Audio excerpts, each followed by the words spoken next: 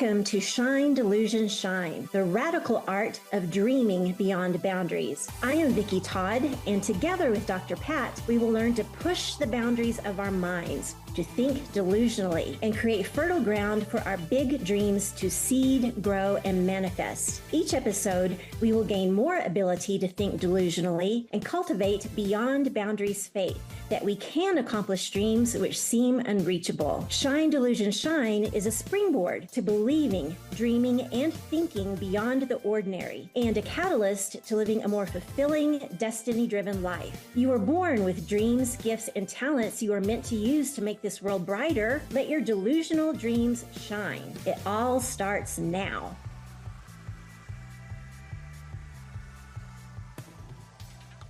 Wow, everybody. We have got a great show for you today. I'm Dr. Pat. I get to join the most incredible Vicki Todd on this journey. The show is called Shine, Delusion, Shine. And, you know, since Vicki, we started this series, there are so many things we can point to, you and I both, and many of our listeners, as to what has shifted for us, what has changed, where are we when we step into this. Today, we're going to talk about get a voice and vision for it. And this is so important right now.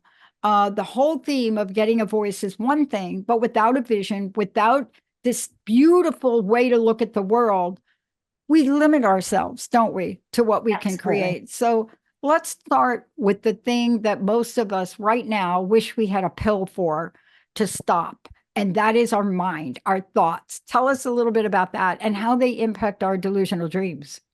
Absolutely. Well, it's not totally our fault. You know, I've read research and our brains are just kind of wired to go toward the negative. And so we have to fight against that. But the stats are incredible. I've read that before the age of 7, our family, school, whatever society that we're in sets our mindset. And as I was, looking at this show, I was thinking, what was my family's mindset? And a lot of it was no delusional thinking at all. Everything was, oh, that'll never happen. That's too good to be true. It's taking too long, And at that time, I thought that when I had this big delusional dream, I thought that I was coming up with it, and it was kind of crazy. Now I know that this is God, putting the delusional dreams in us. But, I remember my mom saying, oh, well, who do you know? You don't have the connections, or, how you don't have the training for that. How could that ever happen? And so there was no thought that this supernatural power is here to help us, even though she was a Sunday school teacher for all of her life. And, we were in church every Sunday, but there was just no concept that, oh, maybe the supernatural power can help us accomplish these big things. So that is set. You can think about your own family has kind of put in you. Well, then after the age of 7, 95% of our thoughts are on autopilot over and over on this negative loop day after day, and 80% of those thoughts are sabotaging, negative, you can't do it thoughts. That leaves a tiny slice of 5% where our delusional dreams live to say, you know what, I can do this. So that's wired into us. And I've even read that it's so strong, it's like overcoming alcohol or drug addiction. It's no joke. And so we have to work to retrain our brain, create new pathways in our brains, literally, to get our minds thinking in this delusional, beautiful, yes, I can accomplish my dreams way. Yeah.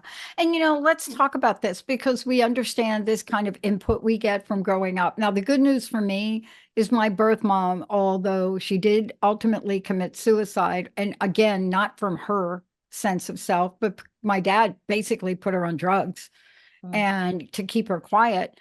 But what she shared with me at a very young age, and this is a part of me that when people ask me, I give her credit for.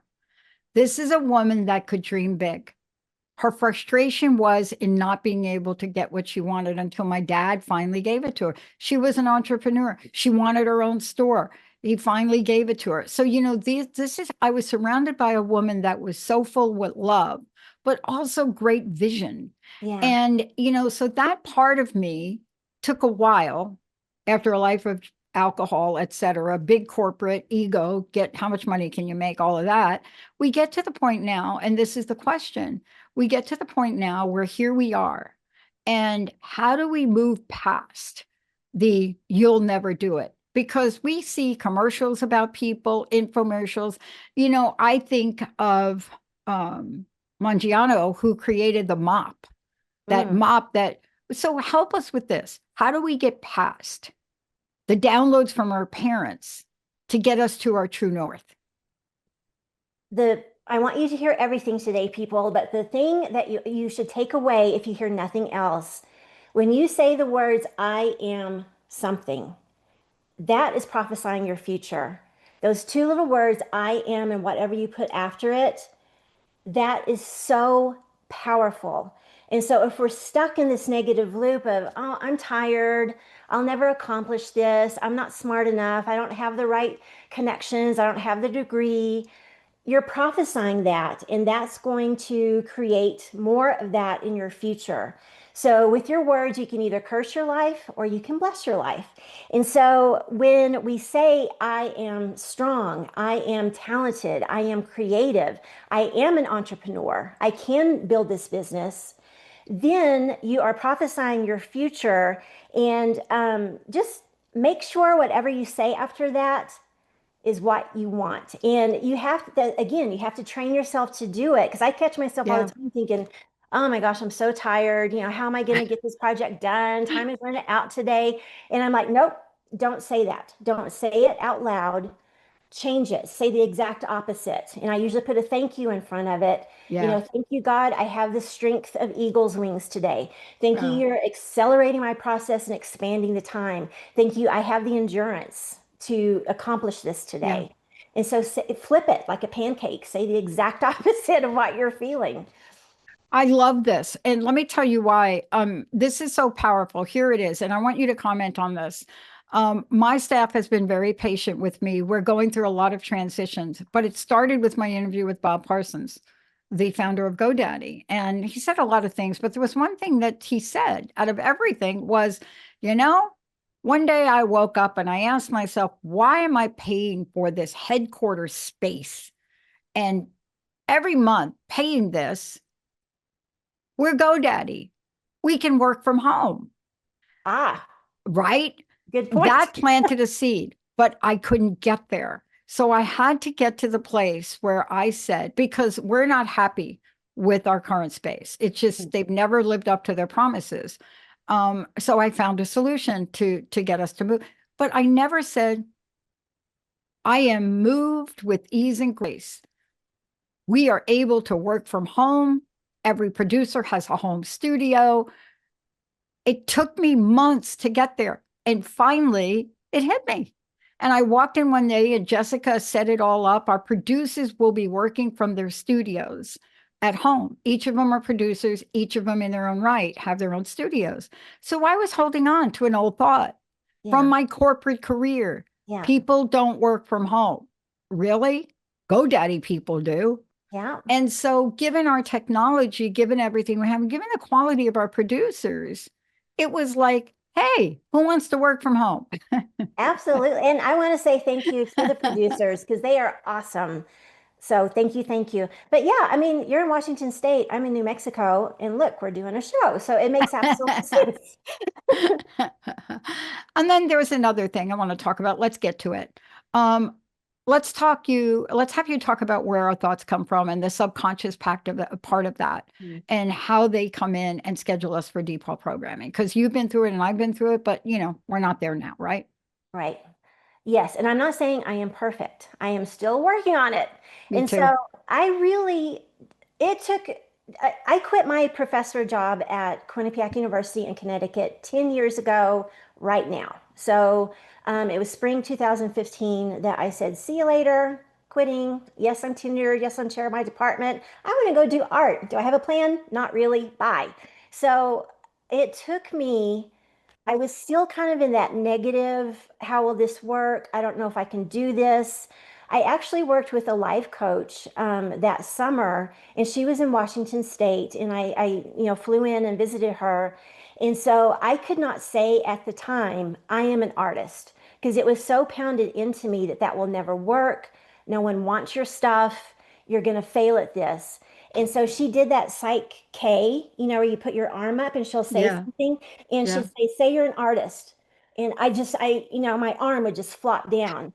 And so we worked and worked and worked. And it's not that that day during that session, I'm like, yes, I'm an artist, because it still took several months after that. But it helped me to realize, oh, this subconscious negative stuff is still in there. And that's why I have to say thank you to you, Dr. Pat, and Transformation Talk Radio, because during that time, I started doing my first show, which was Unstuck Joy, the Art of Living on Purpose, which is on my website. But this 8 years ago was the first show that we ever did. And we used the Joe Dispenza information about 95% of your thoughts are on autopilot, 80% of those are negative, 5% are here. And I'm like, whoa, you're still in that 80%.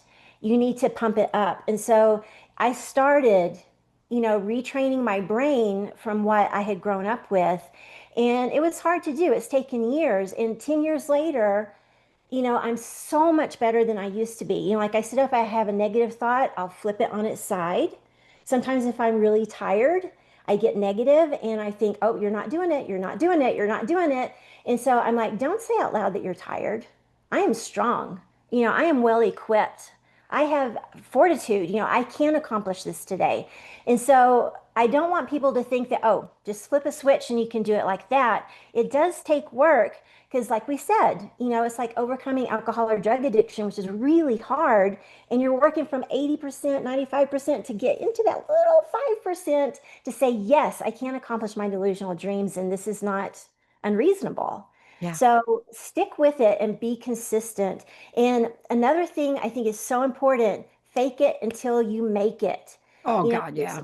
a scripture in the Bible that says, Oh, let the weak say, I am strong. So even if you're not feeling like you're the most talented or qualified, or, you have all this supernatural energy or talent to create whatever, say it. yeah. Say it out loud. My mama believed in that.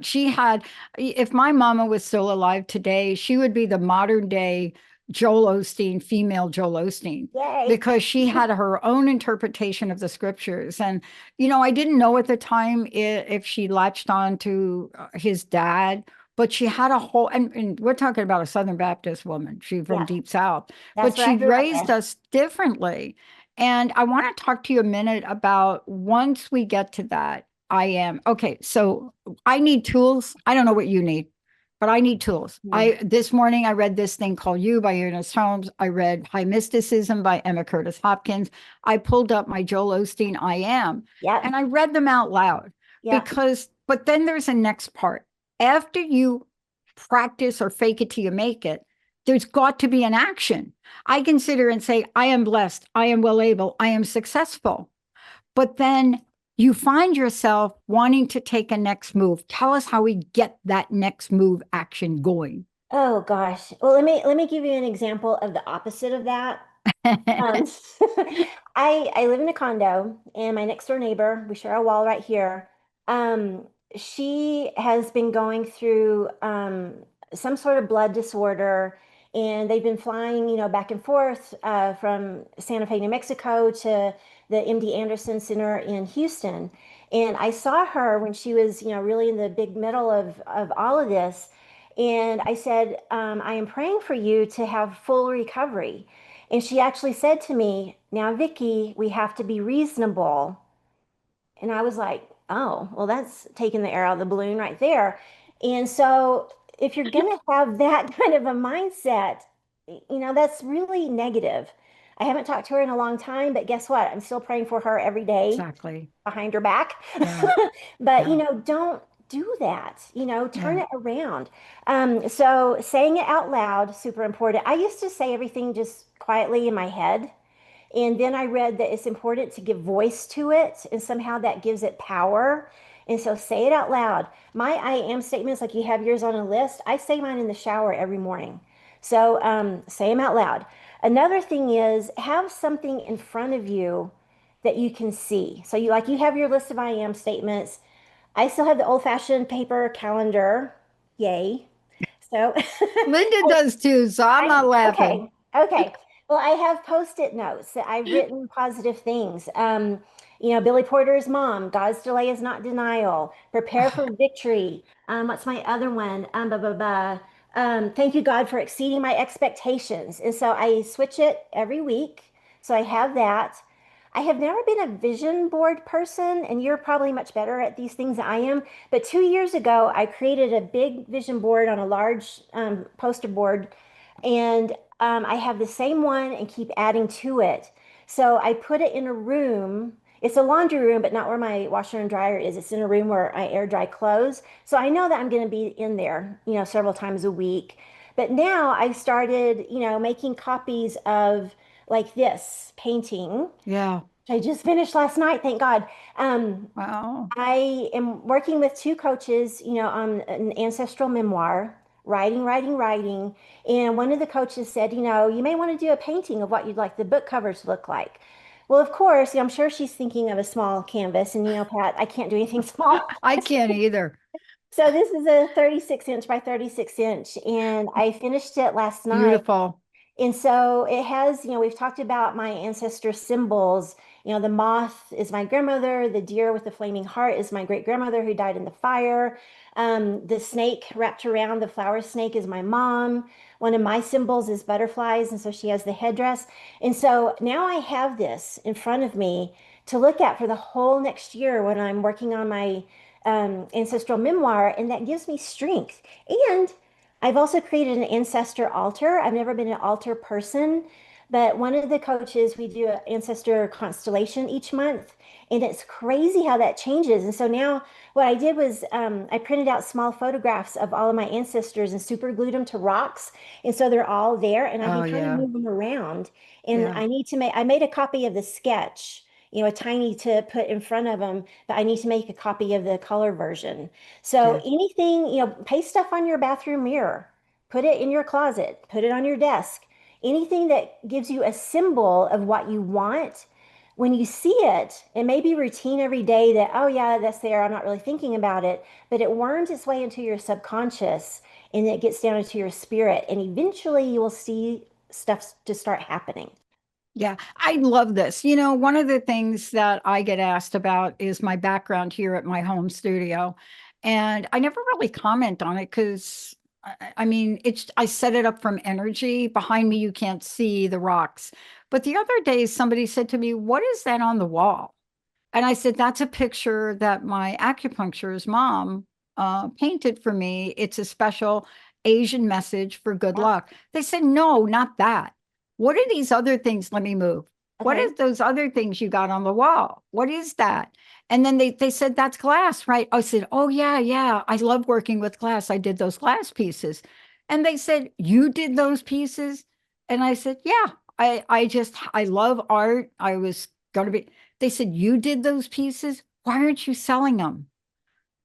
That's not mine to do. I did those because I love them. They're symbolic. Each of them means something. The one in the you see that one, the Mm-hmm. big one, that's a representation of my life. It's Oh. filled with light and dark. However, I left the edges sharp. If Mm. you touch the edges, pieces of glass will break off. Why? Well, I just wanted to do it one day. And the woman said to me, "Well, can I hire you to do some for me?" I said, "You know what? I did this in a day. That's the last time I did it."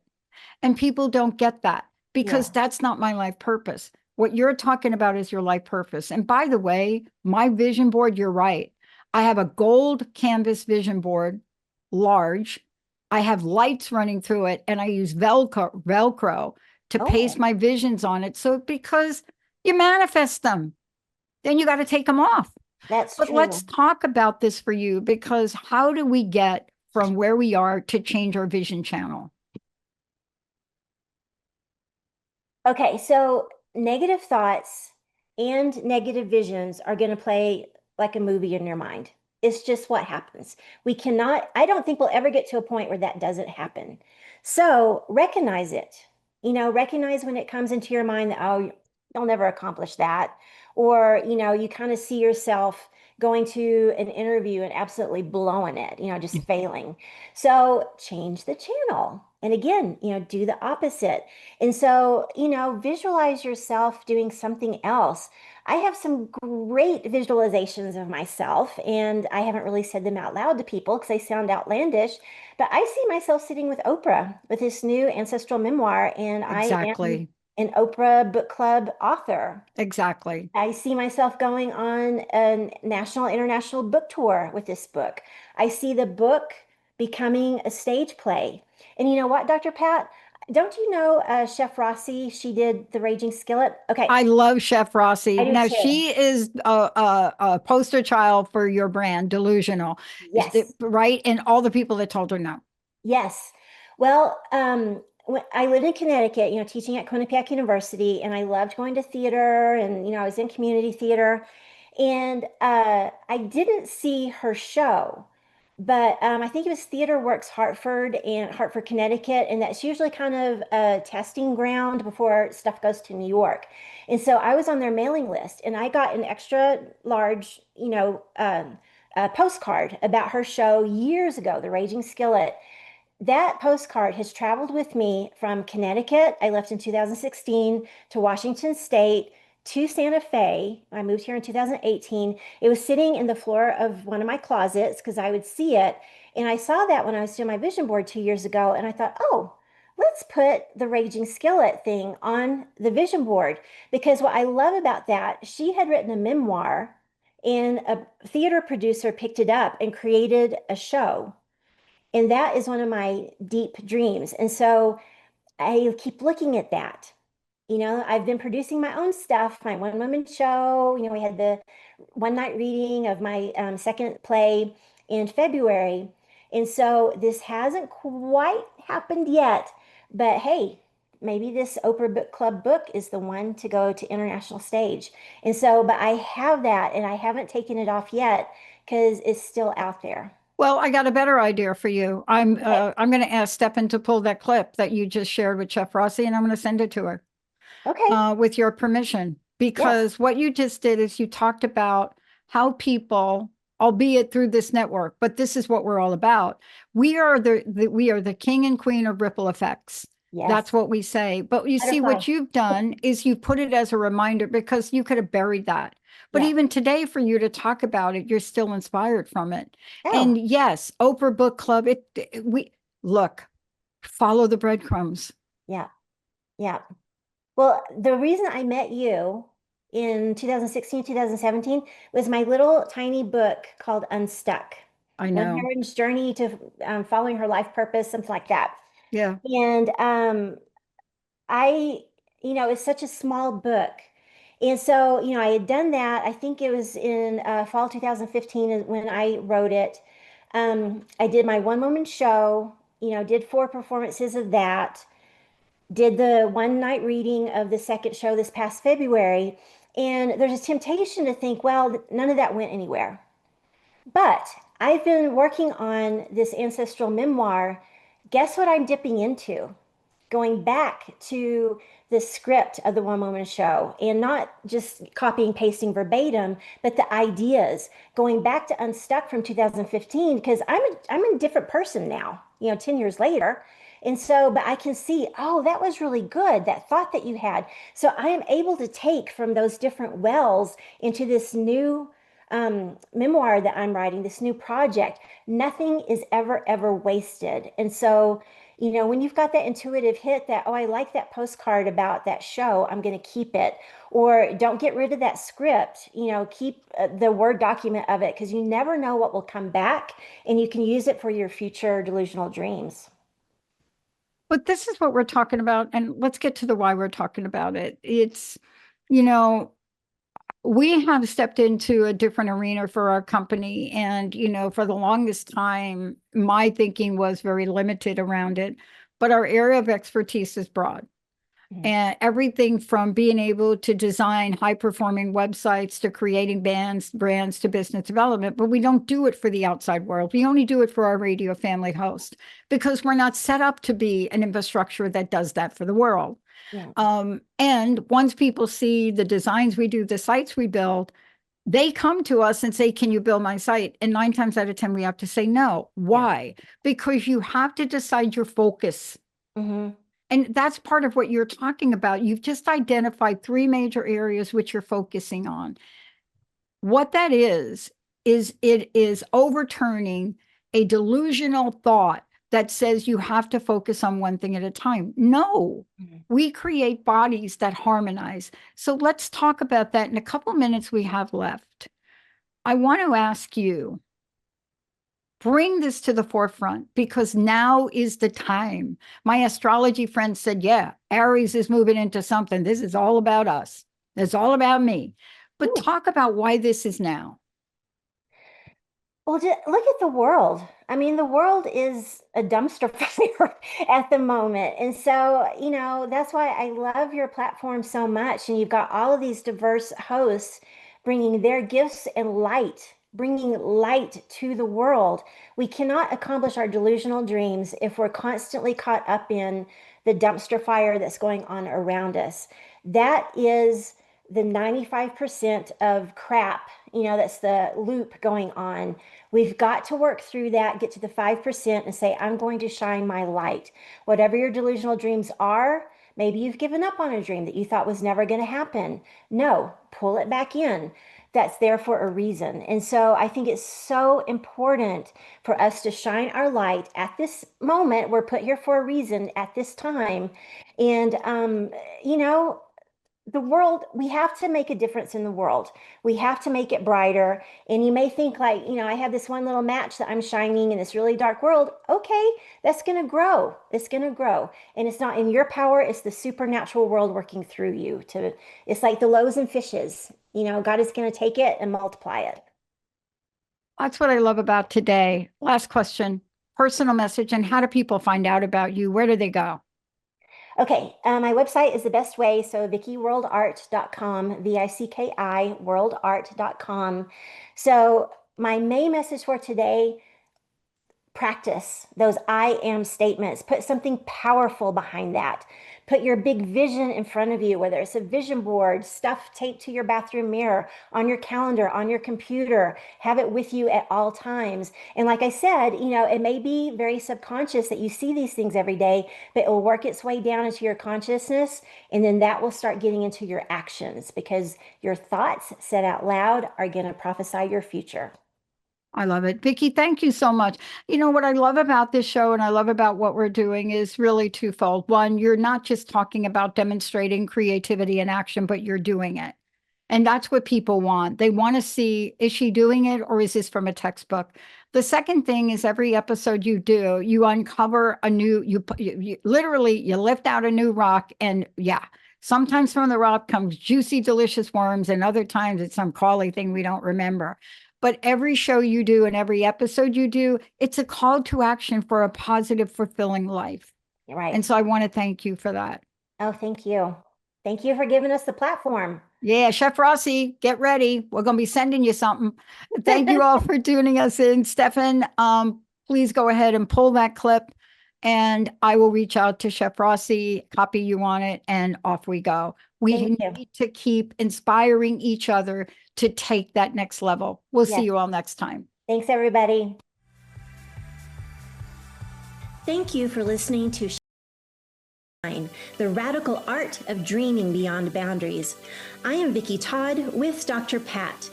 Tune in with us each fourth Thursday at 11 a.m. Pacific on Transformation Talk Radio for more simple, repeatable habits to identify the dreams, gifts, and talents you were born with.